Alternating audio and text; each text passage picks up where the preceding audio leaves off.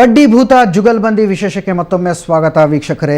ನಾವಿವತ್ತು ಚರ್ಚೆ ಮಾಡ್ತಾ ಇದ್ದೀವಿ ಬಾಯಿಗೆ ಸಿಕ್ಕಂತೆ ಬಡ್ಡಿ ಹಾಕಿ ಸಾಲ ಕೊಟ್ಟು ಸಾಲ ತಗೊಂಡವರ ಜೀವನವನ್ನೇ ನರಕ ಮಾಡುವಂಥ ಫೈನಾನ್ಸ್ ಮಾಫಿಯಾದ ಬಗ್ಗೆ ಬಹಳಷ್ಟು ಜನರಿಗೆ ಬಹುಶಃ ಗೊತ್ತಿಲ್ಲ. ಈ ರೀತಿಯಾಗಿ ಮಾಡೋದು ಕಾನೂನಿನ ಪ್ರಕಾರ ಅಪರಾಧ. ಒಂದು ವೇಳೆ ಯಾರಾದರೂ ನಿಮಗೆ ತುಂಬ ಬಡ್ಡಿ ವಿಧಿಸ್ತಾ ಇದ್ದಾರೆ, ಬಡ್ಡಿಗೆ ಚಕ್ರ ಬಡ್ಡಿ, ಸುಸ್ತಿ ಬಡ್ಡಿಗಳನ್ನು ವಿಧಿಸ್ತಾ ಇದ್ದಾರೆ ಅನ್ನೋ ಹಾಗಿದ್ರೆ ಖಂಡಿತವಾಗಿಯೂ ನೀವು ಪೊಲೀಸ್ ಸ್ಟೇಷನ್ಗೆ ಬಂದು ಕಂಪ್ಲೇಂಟನ್ನು ಕೊಡಬಹುದು. ಅವರ ವಿರುದ್ಧ ಕ್ರಮ ಕೈಗೊಳ್ಳೋದಕ್ಕೆ ಪೊಲೀಸರ ಹತ್ರ ಗಟ್ಟಿಯಾದ ಕಾನೂನುಗಳಿವೆ. 3 ವರ್ಷದ ತನಕ ಅವ್ರನ್ನ ಜೈಲಿಗೆ ಕೂಡ ಕಳಿಸಬಹುದು.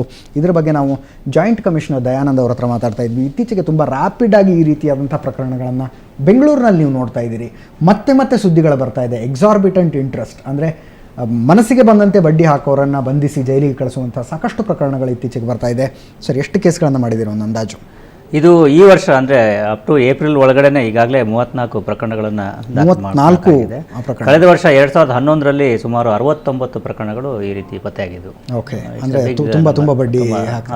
ಸರ್, ನಿಮಗೆ ನೆನಪಿರೋ ಹಾಗೆ ಒಂದು ಕೇಸ್ ಏನಾದ್ರು ರೆಫರೆನ್ಸಿಗೆ ಹೇಳ್ಬೋದಾ? ವಿಪರೀತ ಬಡ್ಡಿ, ಸ್ವಲ್ಪ ಸಾಲ ತಗೊಂಡು ವಿಪರೀತ ಬಡ್ಡಿ ಹಾಕಿ ಇಡೀ ಕುಟುಂಬ ಕಷ್ಟ ಅನುಭವಿಸಿ ನಿಮ್ಮ ಹತ್ರ ಬಂದಂಥ ಸಾಕಷ್ಟು ಎಲ್ಲರೂ ಈಗ ನಾವು 34 ಪ್ರಕರಣಗಳನ್ನು ಮಾಡಿದ್ವಿ. ಎಲ್ಲದರಲ್ಲಿಯೂ ಒಂದು ನೀವು ಇದನ್ನು ಹುಡುಕ್ತಾ ಹೋದರೆ ಒಂದು ಶೋಷಣೆ ಒಂದು ಕಥೆಯಲ್ಲಿ ಇದ್ದೇ ಇರ್ತದೆ. ಈ ಒಂದು ಇಡೀ ಫ್ಯಾಮಿಲಿನೇ ಸಫರ್ ಆಗಿರ್ತಕ್ಕಂಥ ಪ್ರಕರಣವೇ ನಮ್ಮ ಕಣ್ಣು ಮುಂದೆ ಬರ್ತದೆ. ಅನೇಕ ಸಂದರ್ಭಗಳಲ್ಲಿ ನಮ್ಮ ಹತ್ತಿರ ಬಂದು ದೂರನ್ನು ಕೊಡುವ ಕೂಡ ಅವರು ಇದೇ ಒಂದು ಮಾಹಿತಿಯನ್ನು ವಿಷಯವನ್ನು ಹೇಳ್ತಕ್ಕಂಥದ್ದು ಕಂಡು ಬರ್ತದೆ. ಎಲ್ಲ ಫ್ಯಾಮಿಲಿ ಮತ್ತು ಮಕ್ಕಳಿಗೆ ತೊಂದರೆ ಆಗ್ತಾ ಇರತಕ್ಕಂಥದ್ದು. ಪ್ರಮುಖವಾಗಿ ಇದರಲ್ಲಿ ಏನು ಅಂತ ಹೇಳಿದ್ರೆ, ಅರ್ಜೆಂಟಾಗಿ ನಮಗೆ ದುಡ್ಡಿನ ಅವಶ್ಯಕತೆ ಬಿದ್ದಾಗ ನಾವು ಬ್ಯಾಂಕ್ಗಳ ಹತ್ರ ಹೋಗ್ಲಿಕ್ಕೆ ಆಗೋದಿಲ್ಲ. ಬ್ಯಾಂಕ್ಗಳ ಹತ್ರ ಹೋದಾಗ ಅಪ್ಲೈ ಮಾಡಬೇಕು, ಅದು ಮುಖ್ಯವಾಗಿ ಈಗ ಸಣ್ಣ ಪುಟ್ಟ ಮೊತ್ತವನ್ನು ಅವರು ಸಾಮಾನ್ಯ ಕೊಡಲಿಕ್ಕೆ ಹಿಂದೆ ಮುಂದೆ ನೋಡ್ತಾರೆ. ದೊಡ್ಡ ಮೊತ್ತವನ್ನು ಕೇಳಿದ್ರೆ ಅವರು ಕೊಟ್ಬಿಡ್ತಾರೆ. ಬಟ್ ಸಣ್ಣ ಪುಟ್ಟ ಮೊತ್ತವನ್ನು ಕೇಳಿದ್ರೆ ಇವ್ರಿಗೆ ಇರ್ತಕ್ಕಂಥದ್ದು ಅಷ್ಟೇ limited amount for A limited period. Immediately ಅದನ್ನು ಆ ದುಡ್ಡನ್ನು ತೆಗೆದುಕೊಂಡು ಅವನು ಏನೋ ಒಂದು ಬಿಸ್ನೆಸ್ಸನ್ನು, ವ್ಯವಹಾರವನ್ನು ಅಥವಾ ಇನ್ನೊಂದೇನೋ ಮಾಡಿ ಆ ಹಣವನ್ನು ಸಂಪಾದಿಸಿ ಮತ್ತೆ ಅದನ್ನು ವಾಪಸ್ ಕೊಡ್ತಕ್ಕಂಥದ್ದು.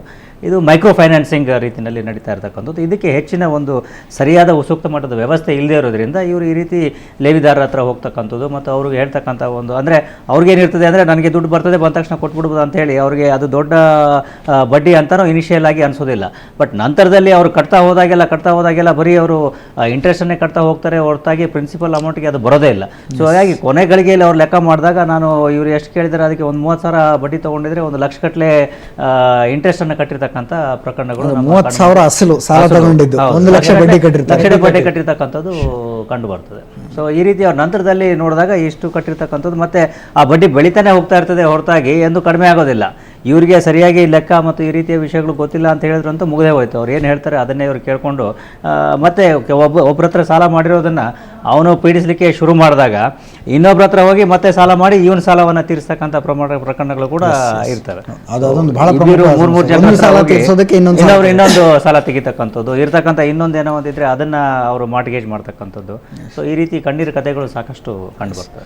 ಶಿವಕುಮಾರ್ ಅವರೇ, ಏನೋ ಅರ್ಜೆಂಟಿಗೆ ಅಂತ ಸಾಲ ತಗೊಂಡ್ಬಿಡ್ತಾರೆ, ಕಟ್ಟಕ್ಕಾಗಲ್ಲ. ಇವಾಗ ನಾನು ಒಂದ್ ಕಟ್ಟಕ್ಕಾಗದೇ ಇದ್ದಾಗ ಸಾಲ ಕೊಟ್ಟವ್ರ ವರ್ತನೆ ಹೆಂಗಿರುತ್ತೆ ಅಂತ ಸಾಲ ತಗೊಂಡವ್ರ ಜೊತೆ ಸರ್, ಇವಾಗ ಈ ಹಳ್ಳಿ ರೈತರುಗಳಲ್ಲಿ ಸ್ವಲ್ಪ ಕೈಯಲ್ಲಿ ಆಗ್ನಾರ್ತಾ ಇರ್ತಕ್ಕಂಥವ್ರು, ಜಮೀನು ಇಲ್ಲದೆ ಇರ್ತಕ್ಕಂಥವ್ರು ಈ ಪಟ್ಟಣ ಪ್ರದೇಶಗಳಿಗೆ ವ್ಯಾಪಾರಕ್ಕೆ ಅಂತ ಹೋಗ್ತಾರೆ. ತರಕಾರಿ ವ್ಯಾಪಾರ, ಹಣ್ಣು ಹಂಪಲ ವ್ಯಾಪಾರಕ್ಕೆ ಅಂತ ಹೋಗ್ತಾರೆ. ಅವ್ರ ಹತ್ರ ದುಡ್ಡಿರಲ್ಲ. ದುಡ್ಡಿರೋ ಹತ್ರ ಸಾಲ ಇಸ್ಕೊತಾರೆ. ಆ ಸಾಲ ಇಸ್ಕೊಂಡಾಗ 1,000 ರೂಪಾಯಿ ಕೊಟ್ಟರೆ ಬೆಳಗ್ಗೆಲಿ, ಸಾಯಂಕಾಲ ಆದ ತಕ್ಷಣ 1,000ಕ್ಕೆ 100 ರೂಪಾಯಿ ಸೇರಿಸ್ಕೊಡ್ಬೇಕು. ಇಂಥ ಒಂದು ಪರಿಸ್ಥಿತಿ ಉದ್ಭವ ಆಗಿದೆ. ಮತ್ತೆ ರೈತನಿಗೂ ಅದೇ ರೀತಿ ಒಂದೊಂದು ಸಾರಿ ಮೀಟರ್ ಬಡ್ಡಿ ವ್ಯವಹಾರ ಬೆಳಿಗ್ಗೆ 1,000 ರೂಪಾಯಿ ಕೊಟ್ಟರೆ ಸಾಯಂಕಾಲ 100 ರೂಪಾಯಿ ಸೇರಿಸಿ 1,100 ರೂಪಾಯಿ ಕೊಡಬೇಕು. ಅವ್ರ ಜೀವನೋಪಯೋಗ ಯಾಕೆ ಮಾಡ್ತಾರೆ? ಬಹುಶಃ ನಮ್ಮ ವೀಕ್ಷಕರಿಗೆ ಇದನ್ನು ನಂಬೋದು ಕಷ್ಟ ಆಗಬಹುದು. ಪರ್ ಡೇ 10% ಇಂಟ್ರೆಸ್ಟ್ ಅಂದರೆ ಒಂದು ದಿವಸಕ್ಕೆ 10% ಇಂಟ್ರೆಸ್ಟ್. ಲೆಕ್ಕ ಹಾಕೊಳ್ಳಿ, ಒಂದು ತಿಂಗಳಿಗೆ ಎಷ್ಟಾಯ್ತು. ಅದರಲ್ಲಿ ಮತ್ತೆ ಅವರ್ಲಿ ಬಡ್ಡಿ ಅಂತ ಕೂಡ ಇದೆ. ತಾಸಿನ ಬಡ್ಡಿ ಅಂತ ಇರ್ತದೆ.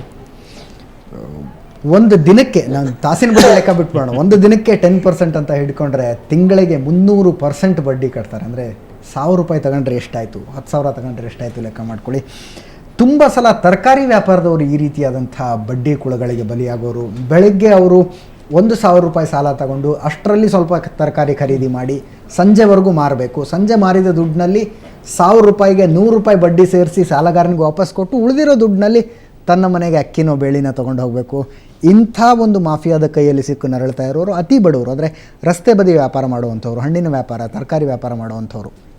ಸರ್, ಈ ರೀತಿಯಾಗಿ ಕಡು ಬಡವರು ನಿಮ್ಮ ಹತ್ರ ಬಂದು ಕಂಪ್ಲೇಂಟ್ ಕೊಟ್ಟು ಅವರ ವಿರುದ್ಧ ಕ್ರಮ ತಗೊಂಡಂಥ ಉದಾಹರಣೆಗಳಿದೆಯಾ ಅಂತ? ಇದ್ದಾವೆ, ಉದಾಹರಣೆಗಳಿದ್ದಾವೆ. ಈ ಸಿಟಿ ಮಾರ್ಕೆಟ್ ಏರಿಯಾದಲ್ಲಿ ಮತ್ತು ಇಂಥ ಕಡೆ ಎಲ್ಲಿ ಈ ರೀತಿ ಏನು ಈ ವೆಂಡರ್ಸು ಬರ್ತಾರೆ ಅಂಥ ಕಡೆಗಳಲ್ಲಿ ಕೂಡ ಈ ರೀತಿಯ ಒಂದು ಮಾಫಿಯಾ ಇದನ್ನು ಮಾಡ್ತಕ್ಕಂಥದ್ದು. ಅದ್ರ ಜೊತೆಗೆ ರೌಡಿಸಮ್ ಕೂಡ ಇನ್ವಾಲ್ವ್ ಆಗ್ತಕ್ಕಂಥದ್ದು. ರೌಡಿಸಮ್ ಇನ್ವಾಲ್ವ್ಮೆಂಟ್ ಬಗ್ಗೆ ತುಂಬ ಮಾತಾಡಬೇಕು. ಯಾಕಂದರೆ ಈ ರಿಕವರಿ ಏಜೆಂಟ್ಸ್ ಅಂತ ಏನಿದ್ದಾರೆ, ರಿಕವರಿ ಏಜೆಂಟ್ಸ್ಗಳಲ್ಲಿ ಬಹಳಷ್ಟು ಜನ ಕ್ರಿಮಿನಲ್ ಬ್ಯಾಕ್ಗ್ರೌಂಡ್ ಇರೋರು. ನಾನು ಎಲ್ಲರೂ ಅಂತ ಹೇಳ್ತಾ ಇಲ್ಲ, ಸ್ಪೆಷಲಿ ವೆಹಿಕಲ್ ರಿಕವರಿಗೆ ಅಂತ ಏನು ಬರ್ತಾರೆ ಅದರಲ್ಲಿ ತುಂಬ ಜನ ಒಂದು ಕ್ರಿಮಿನಲ್ ಬ್ಯಾಕ್ಗ್ರೌಂಡ್ ಇರುವಂಥವ್ರು. ವೀಕ್ಷಕರ, ನಮ್ಮ ಸ್ಕ್ರೀನ್ ಮೇಲೆ ನಮ್ಮ ನಂಬರ್ಗಳು ಕಾಣಿಸ್ತಾ ಇದೆ. ನೀವು ಅಕಸ್ಮಾತ್ ಇಂಥ ಬಡ್ಡಿ ಕುಳಗಳ ಕೈಯಲ್ಲಿ ಸಿಕ್ಕು ನರಳ್ತಾ ಇರೋರಾಗಿದ್ದರೆ, ನಿಮ್ಮ ಏರಿಯಾದಲ್ಲಾಗಿರಬಹುದು ಅಥವಾ ನಿಮಗೆ ಗೊತ್ತಿರೋ ಹಾಗಾಗಿರ್ಬೋದು, ವಿಪರೀತ ಬಡ್ಡಿ ಹೇರಿ ಜನರನ್ನು ಶೋಷಣೆ ಮಾಡ್ತಿರೋರ ಬಗ್ಗೆ ಮಾಹಿತಿ ಇದ್ದರೆ ಖಂಡಿತವಾಗಿಯೂ ಕರೆ ಮಾಡಿ. ಬೆಂಗಳೂರಿನವರಾಗಿದ್ದರೆ, ನೀವು ಕಾಲ್ ಮಾಡ್ತಾ ಇರೋರು ಬೆಂಗಳೂರಿನವರಾಗಿದ್ದರೆ, ಜಾಯಿಂಟ್ ಕಮಿಷನರ್ ದಯಾನಂದ್ ಅವರು ನಮ್ಮ ಜೊತೆಗೆ ಇದ್ದಾರೆ. ಅವರು ತಕ್ಷಣ ಇಲ್ಲೇ ಪರಿಹಾರವನ್ನು ಹೇಳ್ತಾರೆ. ಯಾರನ್ನ ಕಾಂಟ್ಯಾಕ್ಟ್ ಮಾಡಬೇಕು, ಎಲ್ಲಿ ದೂರು ಕೊಡಬೇಕು, ಯಾವ ರೀತಿಯಾದಂಥ ಕ್ರಮ ಕೈಗೊಳ್ಳಲಾಗುತ್ತೆ ಅನ್ನೋದ್ರ ಬಗ್ಗೆ ಮಾತಾಡ್ತಾರೆ. ದಾವಣಗೆರೆಯಿಂದ ಹರೀಶ್ ಅನ್ನುವಂಥವ್ರು ನಮ್ಮ ಜೊತೆ ದೂರವಾಣಿ ಸಂಪರ್ಕದಲ್ಲಿದ್ದಾರೆ. ನಮಸ್ಕಾರ ಹರೀಶ್. ಹರೀಶ್ ನಮಸ್ಕಾರ. ರಾಯಚೂರಿನಿಂದ ಒಬ್ಬರು ಕರೆ ಮಾಡಿದ್ದಾರೆ. ಸರ್ ನಮಸ್ಕಾರ.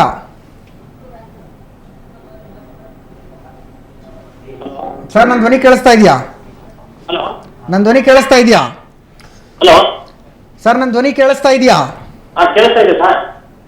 ಮುತ್ತವರೇ, ಹೇಳಿ, ಏನು ಅನ್ನಿಸ್ತಾ ಇದೆ ಕಾರ್ಯಕ್ರಮ ನೋಡ್ತಾ ಇದ್ರೆ? ಬಡ್ಡಿ ಮಾಫಿಯಾದ ಅನುಭವ ನಿಮಗಾಗಿದೆಯಾ?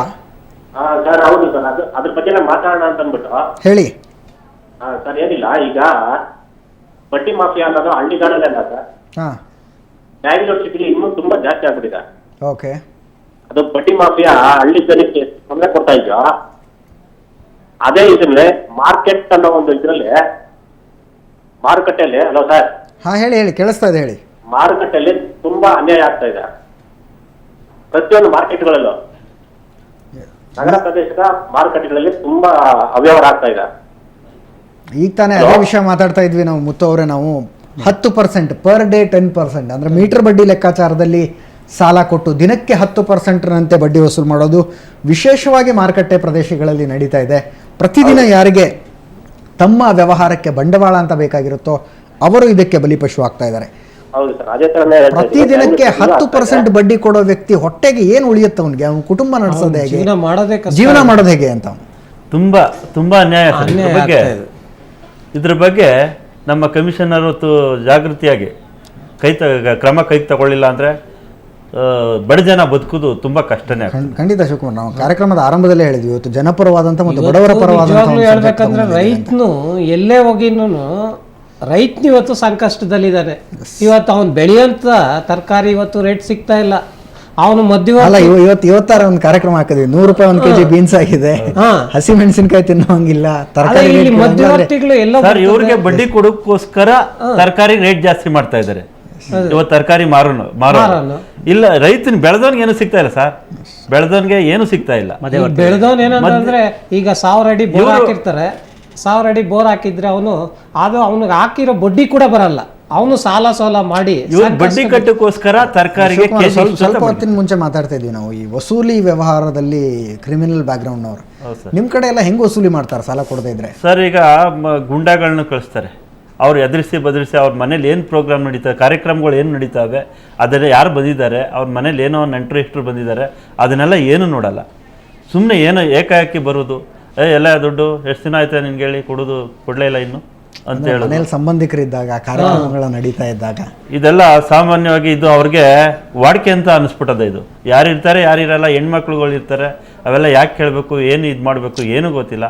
ಸುಮ್ಮನೆ ಎಳ್ಕೊಂಡು ಹೋಗೋದು ದುಡ್ಡು, ಅದೆಲ್ಲ ನಂಗೆ ಗೊತ್ತಿಲ್ಲ, ನನಗೆ ಫಸ್ಟ್ ದುಡ್ಡು ಕೊಡು, ಯಜಮಾನ್ರು ಕಳಿಸಿದ್ದಾರೆ ಅಷ್ಟೇ. ಮಧ್ಯವರ್ತಿನ ಬಿಟ್ಟು ಅವ್ರ ಮನೆ ಮಾನ ಮರ್ಯಾದೆನ ಸಂಪೂರ್ಣವಾಗಿ ಕಳೀತಾ ಇದ್ದಾರೆ ಸರ್. ಇದರಲ್ಲಿ ಒಂದು ಅಂಶ ಹೇಳಲಿಕ್ಕೆ ಇಷ್ಟಪಡ್ತೇನೆ. ಈ ಕರ್ನಾಟಕ ಲೇವಿದಾರರ ಅಧಿನಿಯಮ ಅಂತ ಒಂದು ಕಾನೂನು ಕರ್ನಾಟಕದಲ್ಲಿ ಇದೆ. ಇದು ಸುಮಾರು 1961ರಲ್ಲೇ ಜಾರಿಯಾಗಿರ್ತಕ್ಕಂಥ ಒಂದು ಅಧಿನಿಯಮ. ಇದರ ಅಡಿಯಲ್ಲಿ ಇದನ್ನು ಸ್ಪೆಸಿಫಿಕ್ ಆಗಿ ಉಲ್ಲೇಖ ಮಾಡಿದ್ದಾರೆ. ಸೆಕ್ಷನ್ ಕಲಂ 38ರಲ್ಲಿ ಈ ರೀತಿ ಯಾರು ಈ ಹಿಂಸೆಯ ಮಾರ್ಗವನ್ನು ಉಪಯೋಗಿಸ್ತಾರೆ. ಅಂದರೆ ಅವರ ಮನೆಗಳ ಹತ್ರ ಪದೇ ಪದೇ ಹೋಗ್ತಕ್ಕಂಥದ್ದು, ಅಥವಾ ಅವನು ಕೆಲಸ ಮಾಡ್ತಾ ಇರ್ತಕ್ಕಂಥ ಪ್ರದೇಶದಲ್ಲಿ ಪದೇ ಪದೇ ಹೋಗ್ತಕ್ಕಂಥದ್ದು. ಇಂಥವರು ಯಾರಾದರೂ ಈ ರೀತಿ ಮಾಡಿದ್ದು ಕಂಡು ಬಂದರೆ ಅಂಥವ್ರ ಮೇಲೆ ಎನ್ಹಾನ್ಸ್ಡ್ ಪನಿಷ್ಮೆಂಟ್ಗೆ ಕೂಡ ಇದರಲ್ಲಿ ಉಲ್ಲೇಖವನ್ನು ಮಾಡಿ ಸ್ಪೆಸಿಫಿಕ್ ಆಗಿ ಇದಕ್ಕೆ ಎನ್ಹಾನ್ಸ್ಡ್ ಪನಿಷ್ಮೆಂಟನ್ನು ಇದರಲ್ಲಿ ಉಲ್ಲೇಖ ಮಾಡಿದ್ದಾರೆ.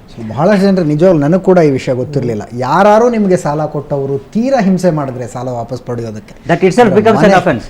ಎಸ್ ಮನೆಗೆ ಬಂದು ಜೋರು ಮಾಡೋದು, ನೀವು ಕೆಲಸ ಮಾಡ್ತಾ ಇರುವಂಥ ಸ್ಥಳಕ್ಕೆ ಬಂದರೆ ಆ ರೀತಿ ಆದಾಗ ಇನ್ನೊಂದು ಅಡಿಷನಲ್ ಅಫೆನ್ಸ್ ಕೂಡ ಆಗುತ್ತೆ. ಕೇವಲ ಎಕ್ಸಾರ್ಬಿಟೆಂಟ್ ಇಂಟ್ರೆಸ್ಟ್ ಮಾತ್ರ ಅಲ್ಲ, ಹೆಚ್ಚಿನ ಬಡ್ಡಿ ವಸೂಲಿ ಮಾಡಿದ ಪ್ರಕರಣ ಅಲ್ಲ, ಅದರ ಜೊತೆಗೆ ಇನ್ನೊಂದು ಕ್ರಿಮಿನಲ್ ಕೇಸ್ ಕೂಡ ದಾಖಲಿಸಬಹುದು ಅಂತ ಶರಣಯ್ಯ ಬಾಗಲಕೋಟೆಯಿಂದ ನಮ್ಮ ಜೊತೆ ದೂರವಾಣಿ ಸಂಪರ್ಕದಲ್ಲಿದ್ದಾರೆ. ನಮಸ್ಕಾರ ಶರಣಯ್ಯ ಅವರೇ. ನಮಸ್ಕಾರ.